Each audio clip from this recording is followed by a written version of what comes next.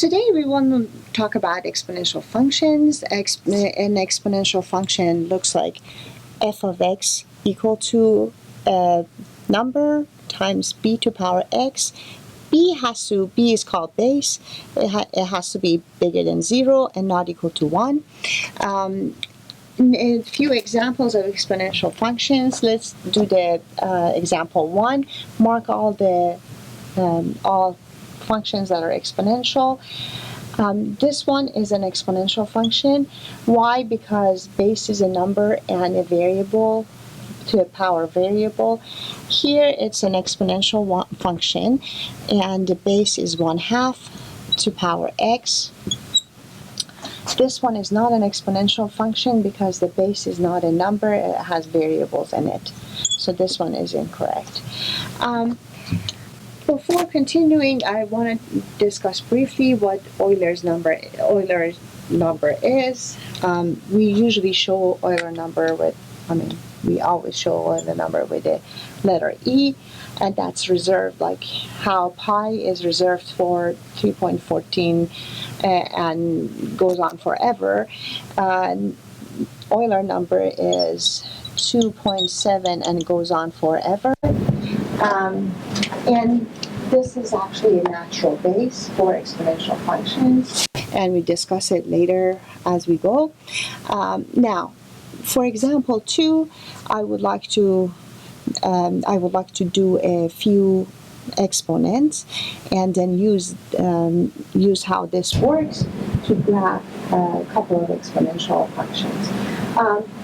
Let's say, what is 3 to power 5? That means that 3 times 3 times 3 times 3 times 3, 5 times, and that's these two multiplied together is 9. This 3 are 27, then it's 81. Then it's 81 times 3, which is 243. Now, what is 1/3 to power 5? That would be 1 to power 5 divided by 3 to power 5, and that is 1/243. Now, what's 3 to power negative 5? That is, again, 1/3 to power 5, and that's the same thing as this problem. What's 9 to power 5/2?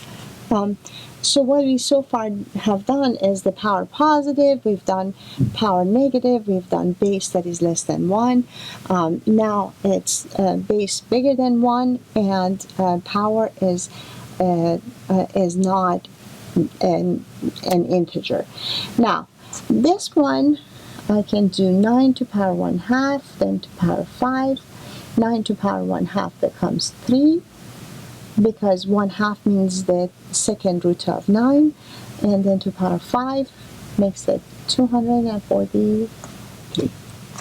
Now, what is 27 to power 5/3? Again, 27 to power 1/3 to power 5, which is 27 is 2 times 2 times 2, that's 2 to power 3, 2 to power 3 to power 1/3, so this is 2 to power 3 to power 1/3, makes it, 3 to power 3 to power 1/3 makes it 3 to power 5, which is 243.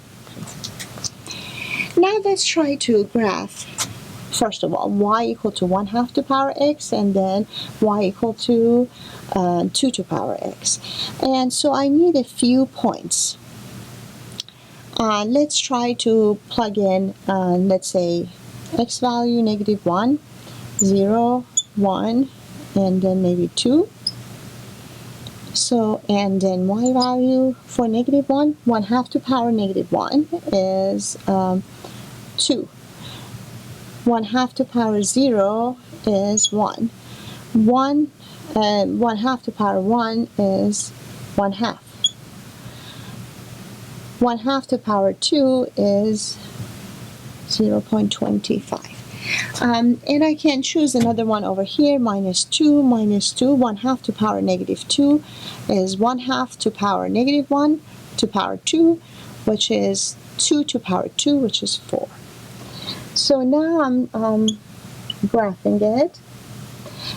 At negative 2 we have 4 up here, then we have 2, then we have at 0 we have 1, then at 1 we have 1 is approximately right here. At 1 we have 1, and we have 0.5. At 1 we have 0.5, and then at 2 we have 0.25. So it looks like this. What we observe is that as number x value grows, the y value gets smaller and smaller, positive number, and therefore x y equal to 0 is an asymptote.